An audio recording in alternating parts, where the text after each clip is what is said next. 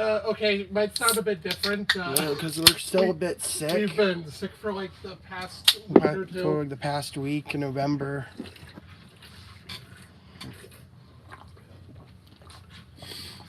But thankfully we've recovered a bit. A bit. It's so. Yeah, we're doing a little better right now. So I think we could. I think it's appropriate to talk about this stuff. If we had a video scheduled and we're not pushing it back. What's today? Well, 10 years ago today, a certain video game released.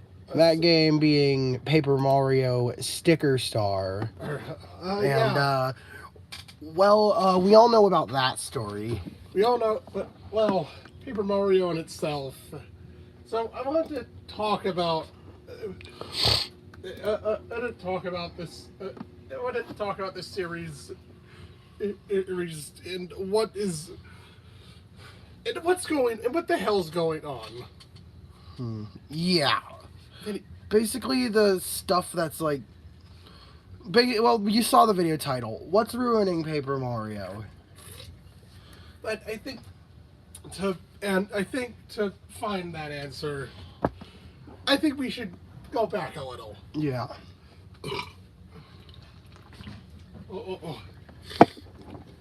I am not I'm not going over the development of these games. Anyway, but I think when it comes to the original Paper Mario, Released in on August 10th, 2000, and for the N64. Or It was a very different game. It was a very different game from like really anything that had ever came before it. It was an RPG with a platform or overworld. Well, I mean, the original Mario RPG did it to a degree, but you know, if you've played that game, you'll know that the movements in that game are very stiff. Also, yeah, it's like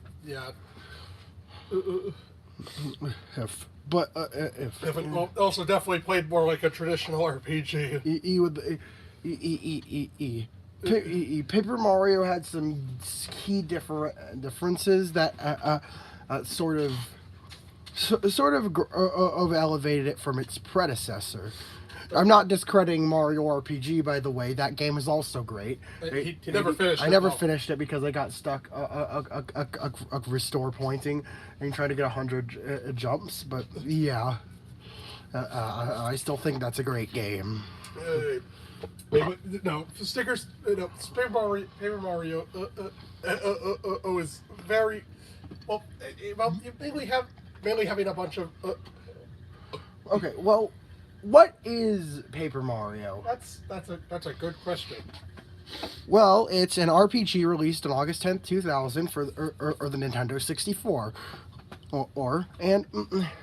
Or it puts Mario in a sort of storybook art style, where he moves around a 3D environment and talking to NPCs, getting items, and solving puzzles. You also have. You also enter a turn-based combat, where you can where you face off against your foes. And you also have 7 partners. Yeah, there are also, I believe, 7. Let me count them.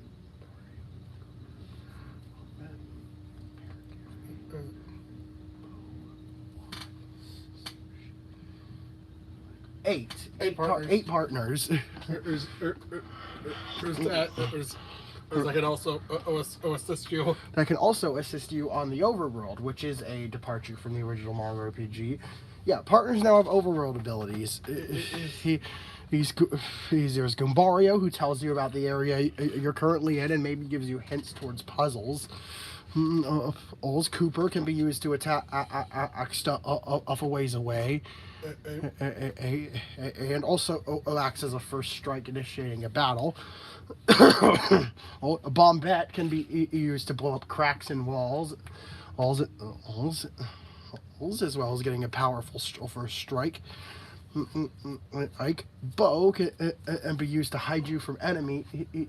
He's to let you phase through hazards as you're on as well riding moving platforms. arms. Watt lights up dark rooms and reveals hidden blocks.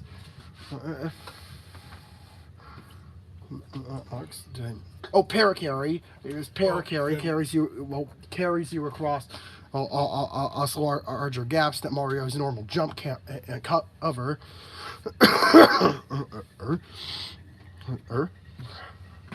Sushi lets you lets you cross bodies of water. And Lackluster carries you over spikes, lava, and other hazards. Yeah. So I think there's a lot of original ideas and characters.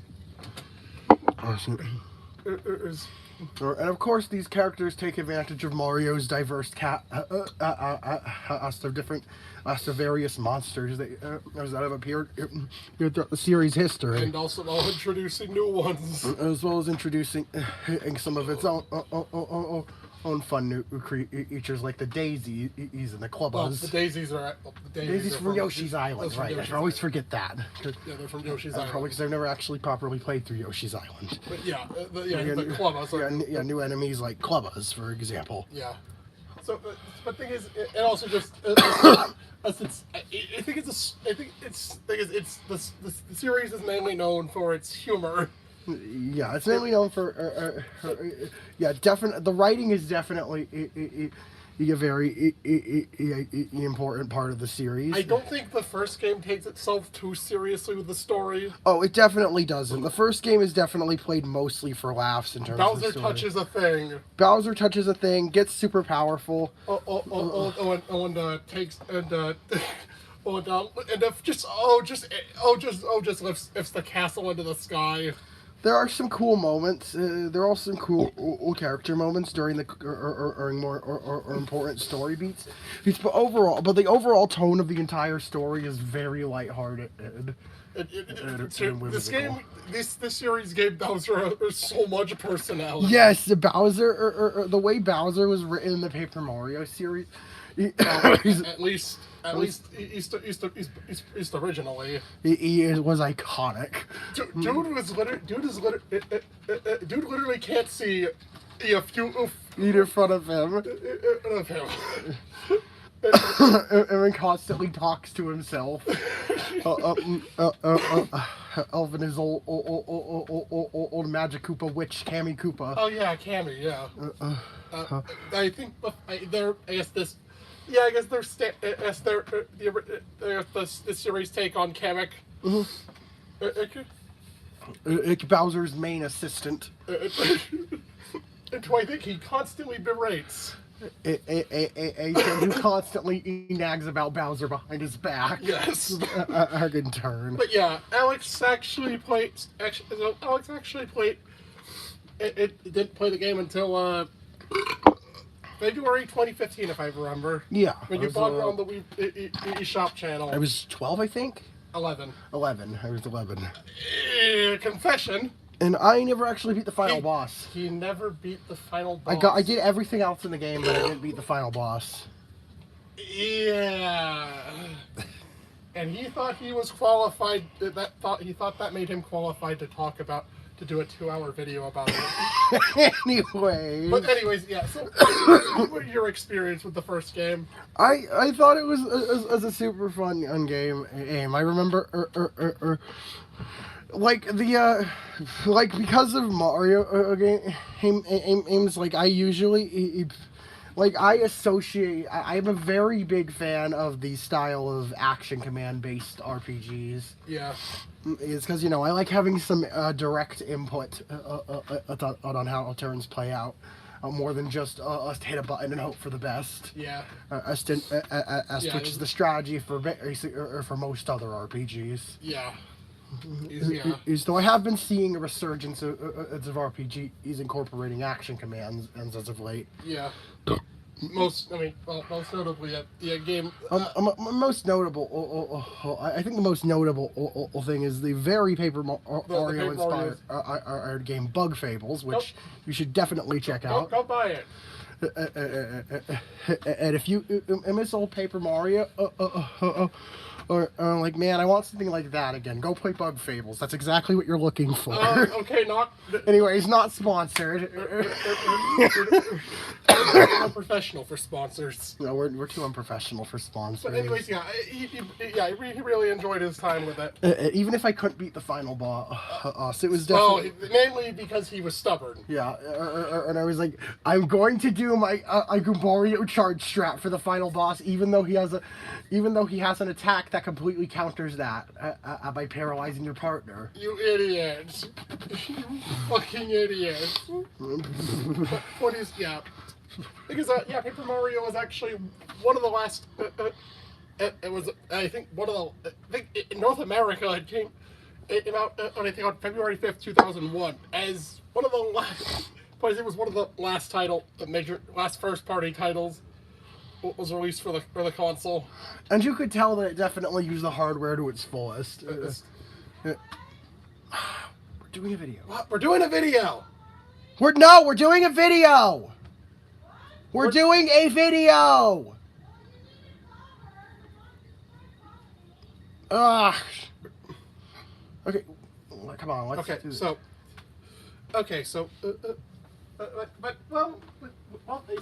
I think the game sold decently. Okay, yeah. Well, it wasn't. So it would actually be another 4 years.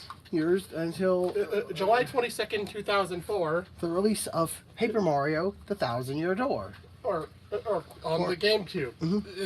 Oh, yikes! Yeah. It's one of the Nintendo's worst-selling consoles. Yep. So, Thousand-Year Door takes everything. It takes everything the original did. It refines the systems.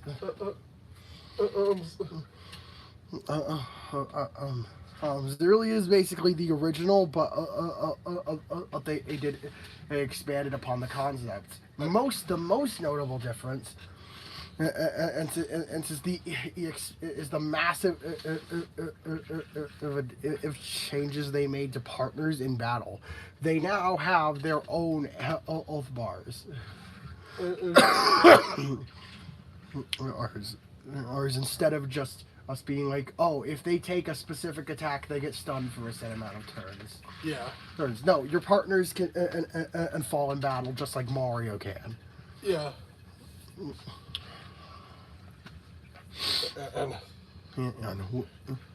And so, that already is a new layer of strategy and allowing your partner to sponge up damage. Also, this game actually went even further with introducing new characters. Anyways, sorry about that. Sorry about that. Well, what we were saying, let's step back. In 2004, July 22nd, 2004. or Paper Mario: The Thousand-Year Door released. It's on the GameCube. And it's basically just the original game, but aims mechanics, but refined even further. Yeah. The most notable revision to this formula is that partners now have their own health bars instead of just, oh, if they're hit with this specific attack that hits if an area of effect attack, they get stunned for a few turns. And can't move. No, they can actually fall in battle like Mario can this time.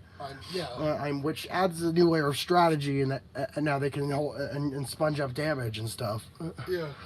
And the writing in. Oh.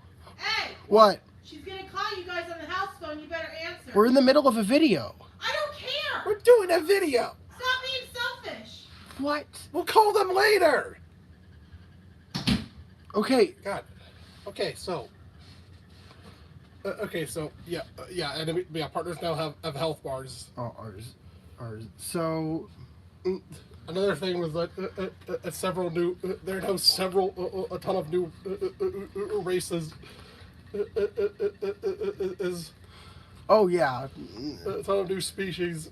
Is is well they added Piantas. There's I mean, just just original so old original- designs for the series.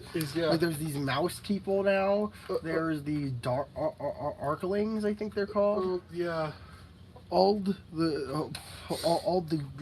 Shadow Sirens and the X-Nauts. Yeah, the X-Nauts, the main villains. Yeah, Bowser's only a secondary antagonist And in this game. oh yeah, in addition to the interlude with Peach, there's now Each where this includes with Peach where she tries to escape the X-Naut base in the same manner as her trying to escape Bowser's castle in the original Paper Mario. All this time with the assistance of an awkwardly 4D supercomputer. yes, this is real. You have Bowser interludes where Bowser goes around. I think they're mostly just automated. They're just cutscenes. Mostly just interactive cutscenes. But sometimes you get to play. Super Bowser Brothers. Yes. You get to play Super Bowser Brothers. Here's where you play a original SMB style level. But as Bowser, he can grow several sizes by consuming meat and eventually becoming invincible when you get large enough. Breathe fire to destroy enemies and blocks. And jump on his own minions for no reason. It's hilarious. The whole scenario is stupid and hilarious. Basically, Bowser is always one step behind. Yep. And he's visiting places Mario went a few chapters ago. Oh yeah, you actually do run into him. A few times. I think once during the Glitz Pick in Chapter 3. And once during the climax of the story. Just Starfall, both of them, right? Yeah, just kind of murder them both. Is that what you did? I don't remember exactly. You just annihilate a Grotus and Bowser. Mm-hmm. Yeah, the fucking you got a bunch of aliens. And this is the main antagonist. The X-Nauts. The second game in an RPG series, and we are introducing an alien race. What a weird coincidence. Coincidence that Partners in Time also did that same thing. Led by Lord Grote. How long you gonna be on your video? I don't know. Well, she can only call not till 9 o'clock. Oh my god. Come on. That's rude. I'm sorry, we didn't. You could restart No. it. You just started it. No, we've been talking for like 20 minutes. Oh my god, just. Jeez. Okay, so. Yeah, that's a pretty funny coincidence. Okay, so It's about the X-Lots and the Shrooms ooves. And yeah, also purple. led by Lord Grotus, this dome-headed guy who is a lot more serious of a villain than Bowser. Yes. Or he's a very no-nonsense character, and just, you know, he does not care for anyone but himself. He just becomes a head by the end of the game. Oh, sorry, spoilers for a game that released nearly 20 years ago. Yes, yeah, yeah. It's just the way this game is so different. You could tell the tone of the story was a lot darker. Obviously, it wasn't like all grim dark. That's also another weird similarity to Yeah, I'm noticing some weird similarities between these games. There's still a lot. It's still the sense of humor in this game is still very lighthearted. You even fun. have between chapters. You can interact with Luigi, who was apparently going on his own venture. Or in the Waffle Kingdom. And his story of the Marvelous Compass. This is where he tries to rescue Princess Eclair. He may or may not have made these things up. But, I mean, his traveling partners are very real, even if they seem to hate him. No, man, they should totally make that. They should have totally made that a game. Yeah. If they ever remake this game, And we need to have Marvelous Compass as a companion game. is that extra mode? Oh, but, okay, so Alex, actually, this game eluded Alex for a long time. It was actually the So last. we actually got a GameCube like 6 years ago, but it wasn't until like a year later, we were out of town. And I went to our used game store, or they just happened to have the game for I think $40. Yeah. Yeah, roughly. Yeah, Alex played that fucker.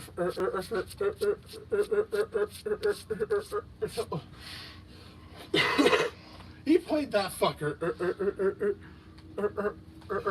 every day. Yeah. So much back when we didn't have an extension cord for the GameCube. Yeah. It was then having the chair really be pulled out. Pretty sure he yanked the thing down at some point. Yeah, and we got an extension cord, or like literally like a little after you finished. Yeah. So what was your experience with? Another thing about the writing is that unlike in the first game, where your partners were just kind of there and didn't have much to the story at all beyond their first appearance, they actually your partners actually interject at various points in the story, and they all have something different to say about each situation, and your partner speaks, which is quite a lot. Yeah. Like dozens of times per chapter. Yeah, this. So they're actually a lot more fleshed out in this game. And, well, we might as well go over what those partners are this time. There's Goombella, who takes the role of Goombario from the first game. Yeah. Yeah, basically just Goombario. And she's definitely a bit sassier than Goombario. Owen has some weird personality quirks, too. Yeah. There's Koops, the timid Koopa, who basically has the exact same ability. I want to end my father. Him. Oh. No, wait, no. He was looking for his father. Yeah. He was looking for, he went with Mario in search of his father. And for the sake of personal growth. Flurry, a washed movie star who you grab onto her puffs so that she can blow away. Okay, who? And enemies and and background objects. Okay, yeah, okay. This one's weird. She's an air spirit, I think. Unique. Yeah, he isn't any species that's been done before. That's for sure. She's unique. There's also the Yoshi kid that you hatch during chapter or 3 these waves of enemy battles. And I think it depends on how long it's. And depending on how long in real time you wait for between picking up the egg and hatching it, triggering the hatching cutscene, your Yoshi will be a different color from I think one of 8 colors. Yeah. Yoshi is used for faster movement. Yep, you move much faster, and you can flutter across larger gaps, which is basically paracarry. That's really helpful since the dash from the first game was removed. So now you have Yoshi as a faster movement option. Yeah. Vivian? Vivian replaces Bo. I think in terms of functionality, yeah. In terms of functionality, she replaces Bo. In terms of character, she's actually working with the antagonist alongside her sister Rosemary and Eldum, making up the Shadow Sirens. Her sisters are super mean to her, and Mario ends up being nice to her, so he ditches her sister and joins the party.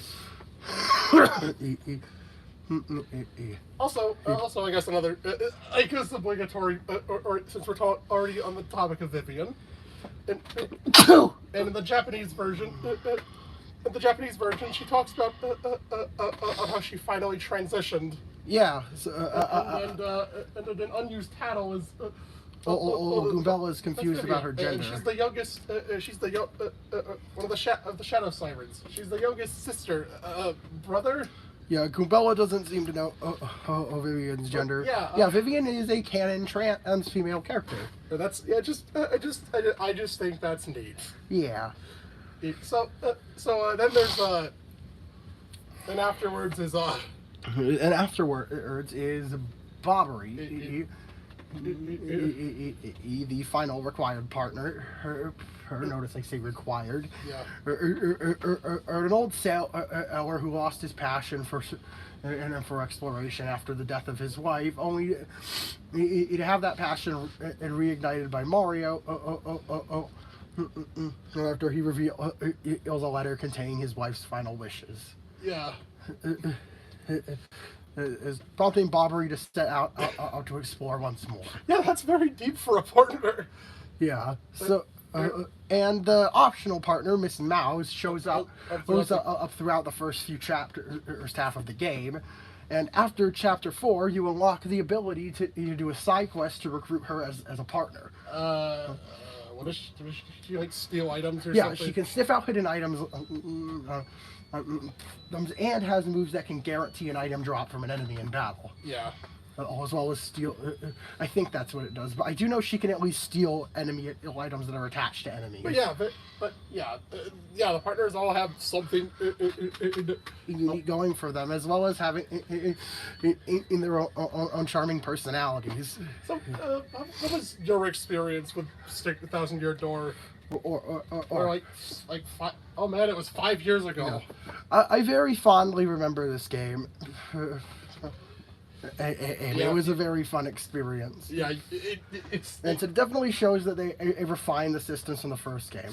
Did I ever mention the badge system? Oh yeah, the badge system. The badge system basically allows you to customize as your play style and drastically change the abilities you have access to, as well as your statistics, how certain effects activate.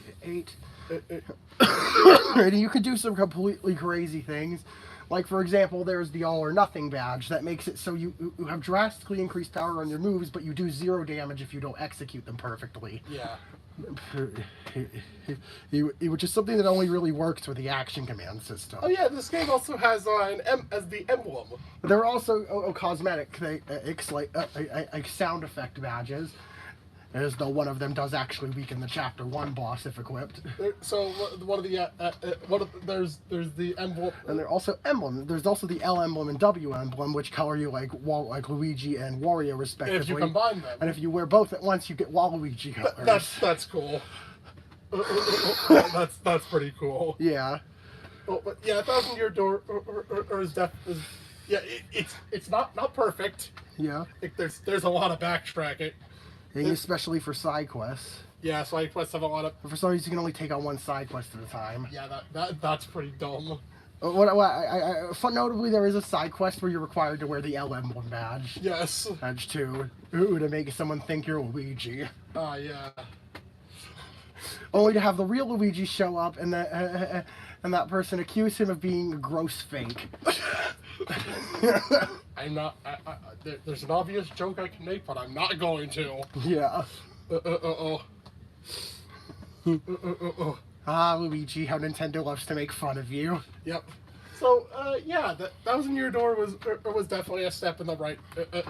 Show that there was definitely a lot of promise in this formula, and they completely disregarded it in the very next game. So, about that. On April 9th, 2007. Oh my god, that was 15 years ago. Yeah, April 9th, 2007. Super Paper Mario released. Well, originally it was meant to be a GameCube title, but it was originally it was meant to be a GameCube title, but I think the Wii was out at the time. And they didn't want to release another game for an already failing console, so they just reworked it for the Wii, which was already showing promise in its sales. So this game, Alex actually grew up with this one. This was my first Paper Mario game, and ironically, it's the one least like every other entry in the series. So it's a platformer. Yeah, this game completely forgoes the turn-based RPG system. In exchange for being entirely platforming based, but still having RPG element, story, and progression elements. And it's like your stats grow based on experience, or how many enemies you're taking out.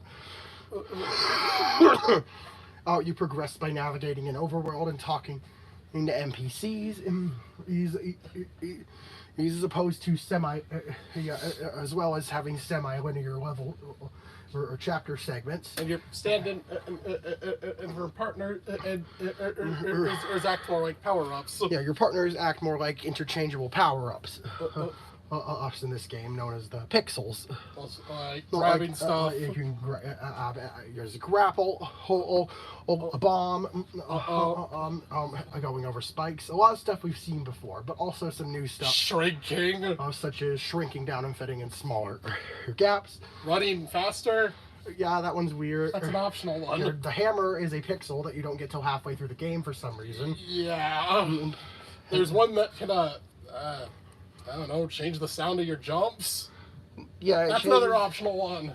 Yeah, there's another optional one. But to be fair, it is also a key to unlocking some bonus items behind music blocks. But yeah, the pixels are the one that also lets you ground pound. Yeah, the ground pound's also a pixel. Yeah. I don't know why hammer and ground pound are pixels. That's a bit weird.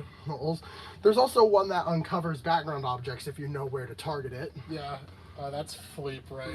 Yeah, that's and another optional one where that basically functions as a counter attack. Where you can have a spiky barrier poke out from around your character. Take a guess. No. Take a guess what its name is. Barry. Yes. No. Notably, I say your character instead of Mario in this game. Well, there are 4 playable characters in this game. Yeah. And we got all the classics from Super Mario Bros. 2. Mario, Peach, Luigi, and Bowser. Yeah. No, it's not totally. We have Bowser. So Bowser, I think, is exactly how he was. Yeah, basically exactly how he played in the Super Bowser Brothers levels from the previous game, as you would expect. Peach has her hover. Well, I'm right. It's a slow descent. And as well as being able to block incoming attacks while crouching. Actually, you don't get Luigi till chapter 7. Funny thing is, which if you don't know, these games are structured into an 8-chapter formula, so that's right near the end of the game. So the thing is, you actually do play as Luigi in an interlude after chapter 2. Ooh, but you don't actually get to properly. You can't even use his ability there. Yeah, you don't actually get to properly play as Luigi until near the end of the game. Where he has this high jump that allows you to reach higher places and smash through enemies above you. Yeah. Also, when you hit a ceiling, you just kind of crumple up and float to the ground. Yeah. There's also catch cards. Cards which allow you to capture enemies and turn them into trading cards, which increase the amount of damage done to that type of enemy in the future. Yeah. There's like, I feel this. And they're also, of course, purely collectible cards depicting NPCs. And I feel this is the thing people most remember about this game is the story. Which holy shit! This is probably the darkest story in any Mario game ever. This story is fucking insane. We're not going too much into it because I don't want to. This is not a full-on review of this game, but it's a story about tragedy, misunderstanding, and betrayal. Yeah, that's.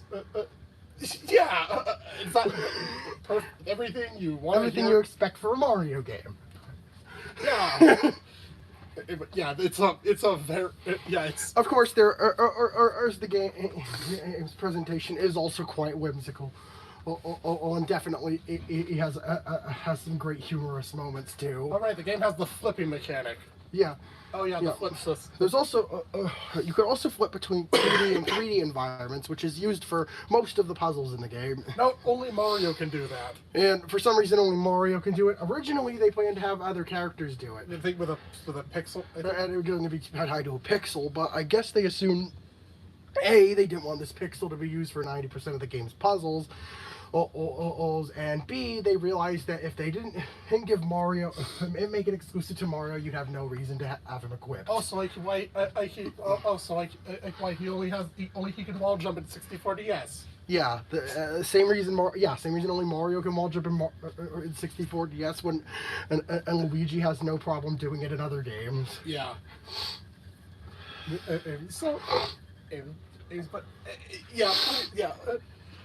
But yeah, what was your Alex has been playing this game for a long time. I'm obviously very biased towards this game. Also the only one he's replayed more than once. But I do understand that it was definitely not what people asked for. I know this one is quite divisive. Yeah. I personally, where I stand is that it's not good as a successor to the Thousand Year Door. If you're looking for that, if you're looking for that, that's not what this game is. But standing on its own merits, I think Super Paper Mario is a fantastic game, and I adore going back to it. Yeah, it's just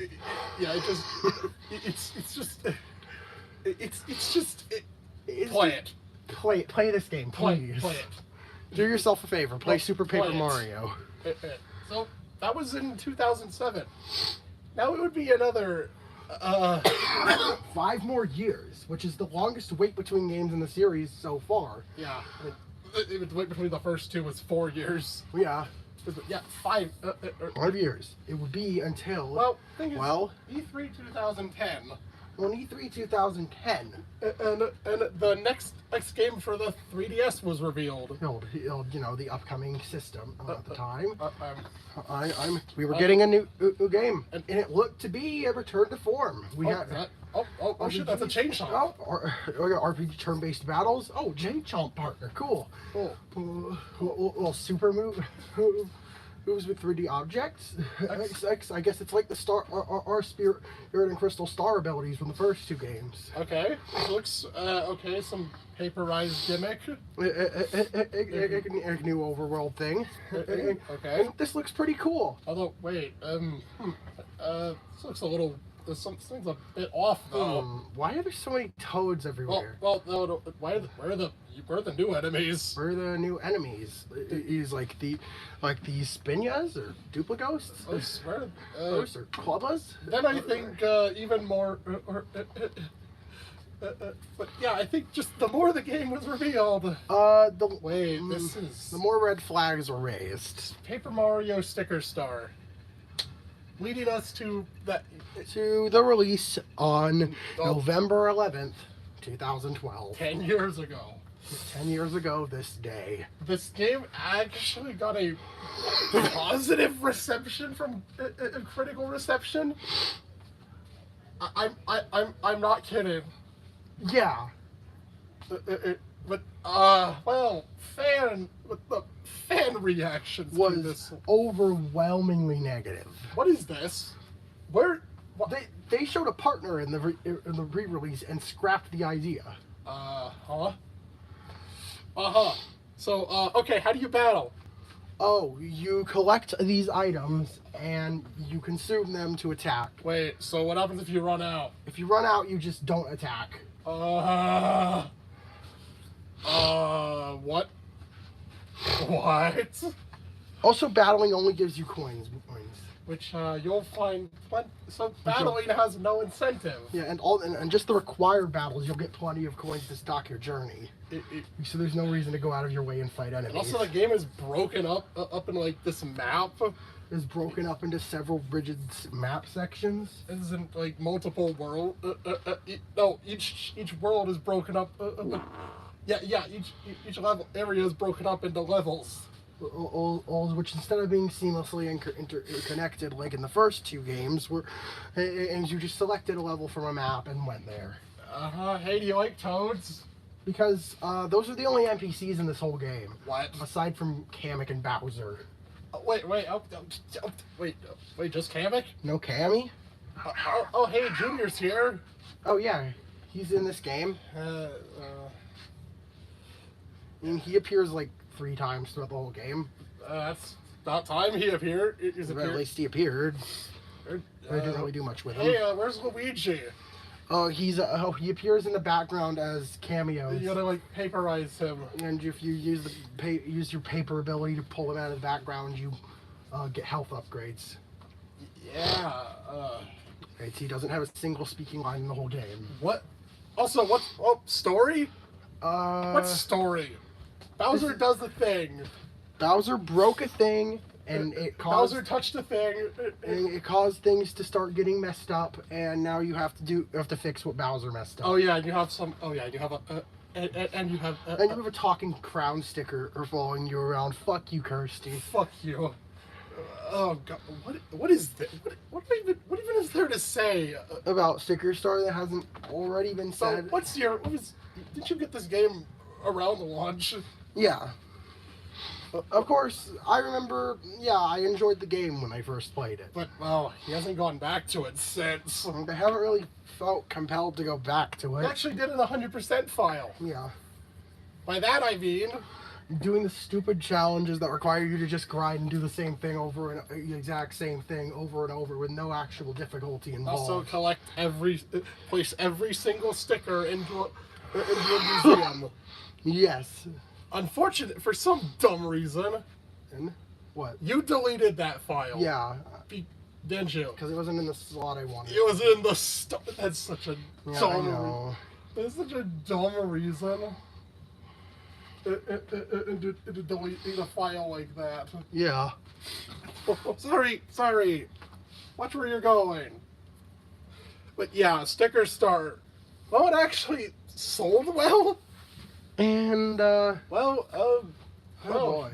Well, hopefully they'll learn. Hopefully they'll learn their lesson that this was not a good direction to take, and the next game is basically the exact same thing. Oh God, I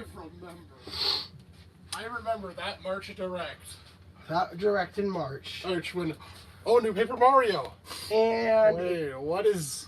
Oh, it's Sticker Star with cards instead of stickers. oh no! The gimmick is paint. Hey, they have to have a new paper-based gimmick every game. What? Game now. So the game released on October 7th, 2016. October 7th, 2016. One of the last titles for the Wii U. And it's a Wii U game. I don't know It why. sold abysmally. Mhm. Partially due to being a Wii U game, and partially because It was also at the end of the system's life. yeah, at the end of the system's life, nonetheless, and partially because as the entire Paper Mario fandom collectively shunned the game, Like upon, upon the reveal.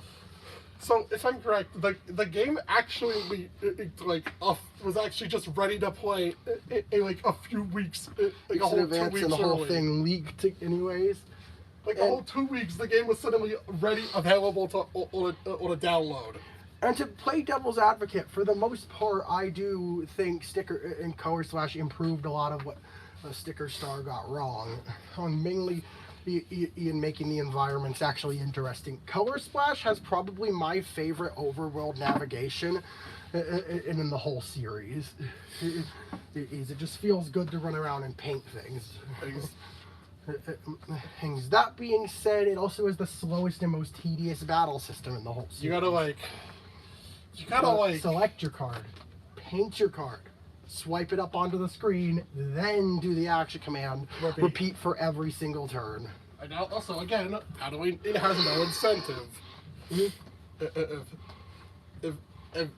Like I said, the story isn't really much of anything. Bowser did something even dumber. For this time, and played in the Magic Sacred Fountain. Yeah, what is he? Who are you, King Dedede? Oh no, DDD had a reason to do that. At least had a reason. And now Bowser's just like, I want to play in the paint. And so he mixed them together, and he turned into Black Bowser. Oh! Yeah, that's just what he's called. It's Bowser covered in black paint. So Bowser is basically just taken over by this paint in the whole And game. the paint's really the antagonist. Yes. Destroying all color from the world. Koopalings are here. The Koopalings are here, and Yay. they're the only non-generic characters in the whole game. No, I think people were fucking sick of these guys at that time. Yeah, this was not a good time to add This the was a really Koopalings. bad. Like, is a it would really- have been good to add the Koopalings to Paper Mario at some point, but this is not the time This to was do the it. This was the 2010s where, This is when they were oversaturated in every single platformer. and the 2010s Paper Mario style was just so generic. Yeah, Mario was in a period of extremely generic releases, as the people were fatigued by it. It was like the same the same environments, the same structures. And even that was bleeding into Paper Mario. We had the same environments from the Super Mario Bros. Games, and the Koopalings were here too. Oh yay! Also, funny thing is, since there's only 6 areas, But there's 7 Koopalings. Roy is relegated to a mid boss, us in the final area. oh yeah, I think the game does have. Oh hey, Luigi! Luigi is actually here. He shows up at the end, and with and his he's- cart does the death glare It and says that, there's, and he drives Mario to Bowser's castle. yeah. Hey, it's And at least he has a role in this game. at least they remember, or at least they remembered him. Mhm. And well, yeah, I don't know what this really. What was your experience? You got this game around launch. Yeah, Well, like about a month after launch. and I enjoyed it. I thought the battle system got a bit old, but You actually did nearly everything except for the stupid luck-based Rochambeau temples. you did. Yeah, that final one was just bullshit. But yeah, the thing is, yeah, I don't know. I don't know if that real. I don't know. Sticker Star. It improves some stuff from Sticker Star. But it also screwed some stuff up. Few steps forward. Several steps back So, well, it would be another 4 years. until we heard from the series I think again. May 2020. You know, the year without a direct. We got a random and just out Random of Twitter drop. They just announced on Twitter, new Paper Mario game, The Origami King. Oh, Oh, another paper gimmick. Like, oh boy. Let's see. Well, I think they were. I think they were. Well, yeah. I think they should. What is that? Is that a toad in the back or in battle? Yep, there is a toad helping you in battle. Yes. It later reveal. So This game has partners. well, Sort of. So well. When the game released on July 17th, 2020. July 17th, 2020. And it was definitely a change up from the previous games. For one, the item-based move system was sort of merged into the original battle system. Now your hammers and boots had durability. Yeah. You could use them a certain amount of times before they need to be replaced. Usually timing with when you need to upgrade their power anyway. Also, there's kind of a badge system. In a way. Kind of. There are these charms that you can equip to give yourself a couple different effects at a time. It's nothing really too. Special, but it does allow you more of a degree of customization in the previous game. So about those partners.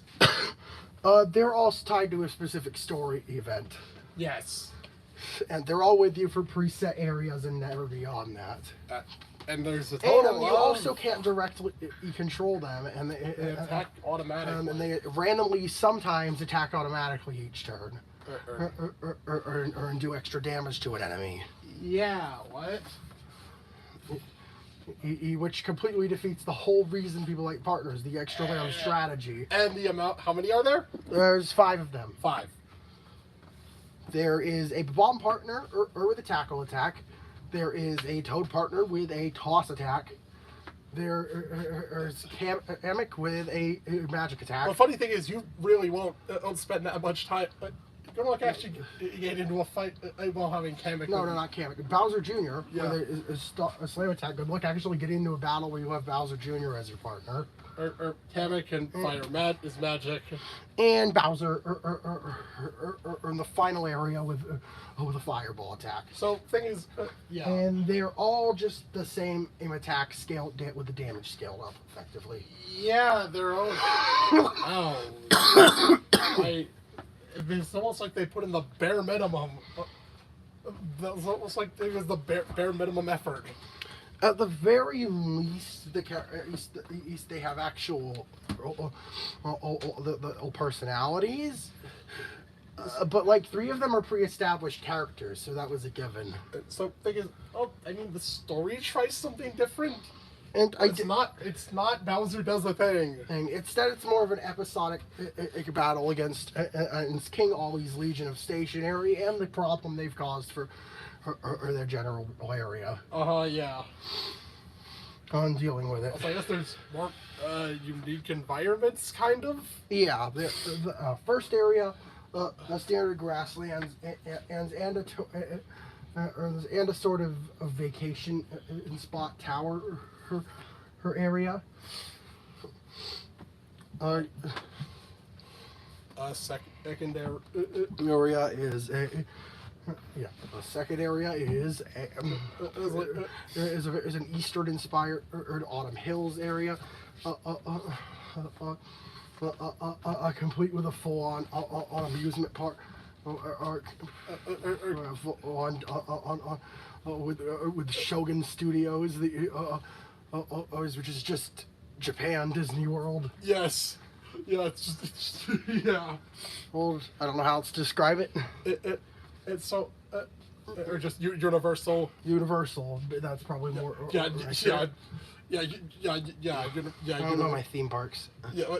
And the third area is. There's a desert. Or interestingly, the entire thing takes place at night because as the sun was stolen. Yeah. And by the hole puncher, or who literally he removed it from the Skybot. Okay, that's pretty funny. Did I mention this game's sense of humor? Yeah. There's the fourth area is an ocean in map where you actually sail across an overworld and go to several smaller islands is to complete an overarching puzzle and unlock access to that area's tower dungeon. And as well as even having a series of smaller trials beforehand. And the fifth area is the cloud out area for the first half, where you go to various spas to try to restore or half-dead Bowser Jr. Yeah. And then storm Bowser's castle after it's been taken over by the Origami Legion. Yeah. So, or in the final area is Peach's castle. Which Ollie has reformed into his own fate. Did I mention this game has death traps? Oh yeah, there is a lot of instant death traps in this game. And you won't even know. You won't even know what they are. Or how to avoid them. Good luck. Good luck. There's a bunch of random death traps. That aside, I do think that Origami King is my favorite of the modern trilogy. Yeah, the modern game. My favorite of the modern half of the series. It does the most right. It has its own battle system and memorable writing and characters. Just don't bother with the just don't try and complete this game. Just don't bother with the optional stuff. Don't bother. Don't play Ringleader. Ringleader will hurt you. Don't go after everything. Don't do everything and Shy Guys finish last. The Eddie River will make you suffer. Please do not 100% this game. And I think is yeah. So we've gone over the games. So games. What happened though? What was this sudden shift? What changed here? Well, there are a few things, and it's mainly the higher ups at Nintendo. Firstly, these mandates they apparently have. Have that their character designs can't be drastically altered without higher ups approving every single design individually. Bullshit. Yeah. Bullshit. Examples? Mario plus Rabbids. Oh yeah.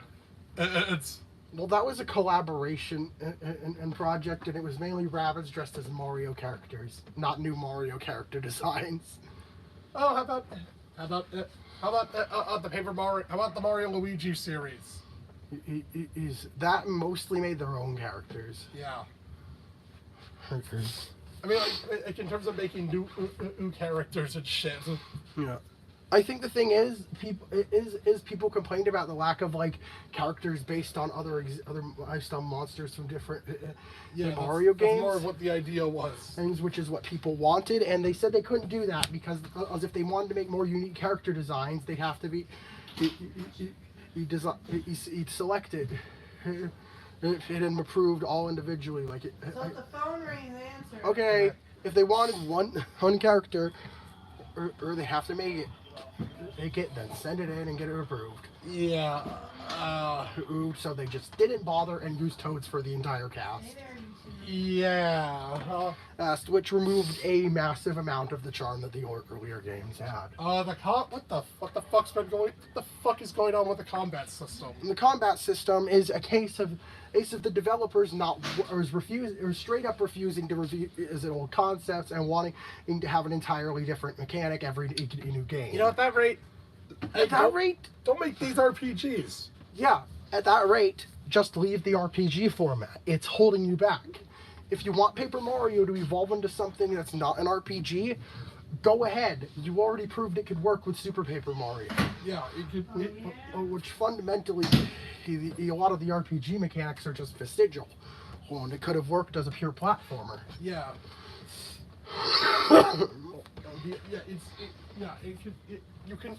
It can clearly work. Just leave the RPG mechanics.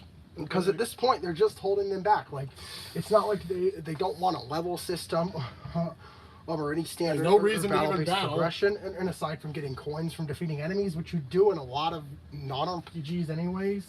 Yeah, it's just a lot of dumb decisions. And he's like, in regular Mario games, if you defeat enemies with certain power-ups, you get coins anyways. That's not really an RPG trait.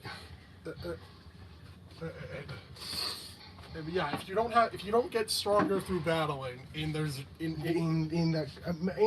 defeats the whole point of having the game be an RPG. yeah.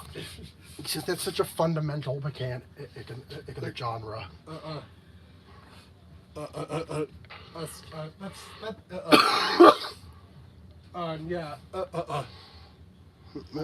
And well, I mean, I really think those are it. Those are the main. As well as, of course, or something that a lot of game developers in general just struggle with is listening to the fan base. Yeah, you know, Nintendo is probably some of the.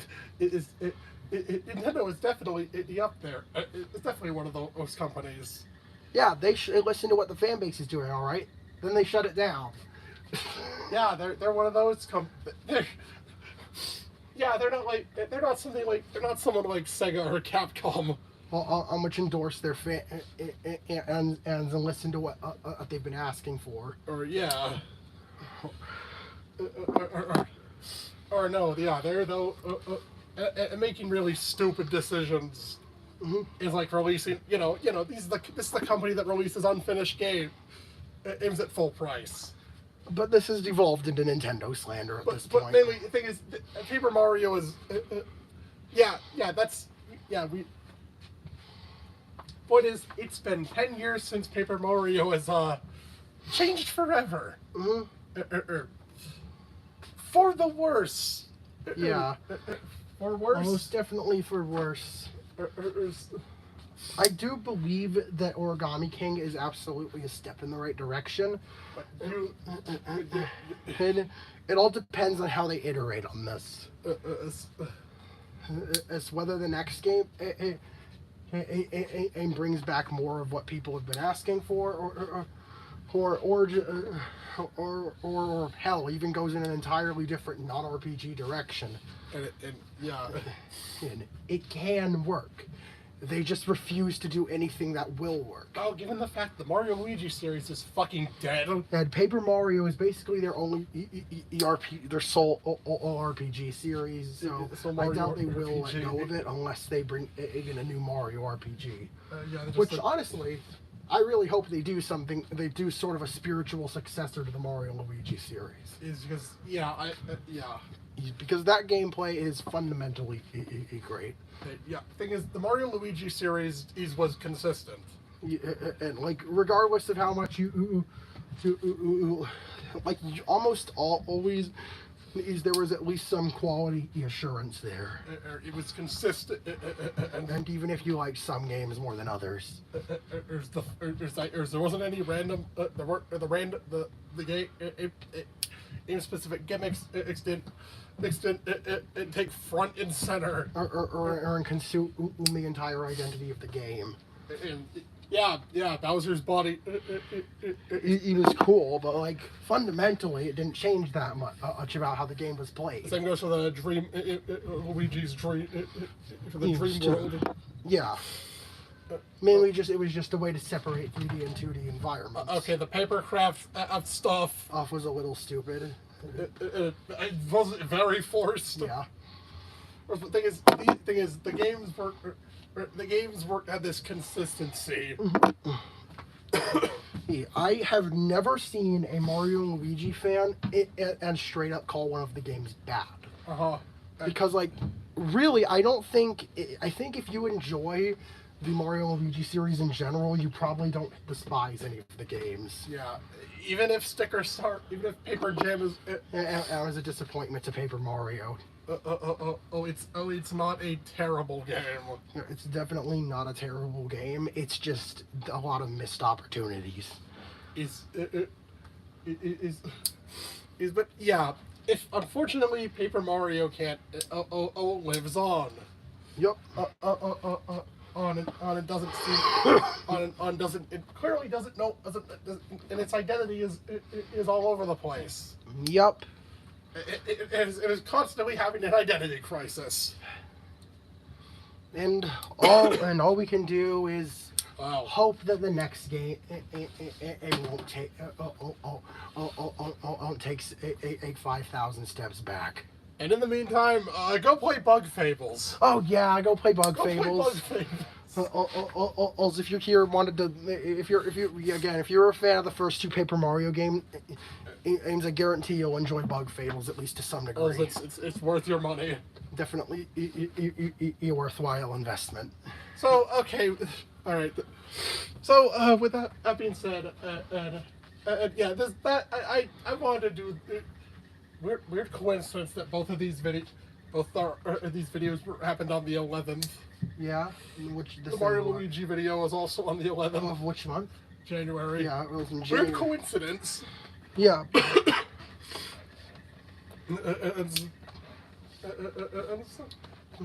So I still have another video planned this month. On the The 19th. 19th. The commentary. Oh, yeah. In which it will be another commentary. It's a different, but a bit different. Which one? The wish list. Oh yeah, but instead of making fun of our old voices and wording, and we're going to be looking back on a wish list of sorts, and Well, yeah, things didn't go anywhere near as hopeful as that was predicting. so And that's all we're going to say about that video. So with that being said, I'm Nosred. And I'm Amory, and bonjour, my wonderful viewers. See you in the next video. Yeet!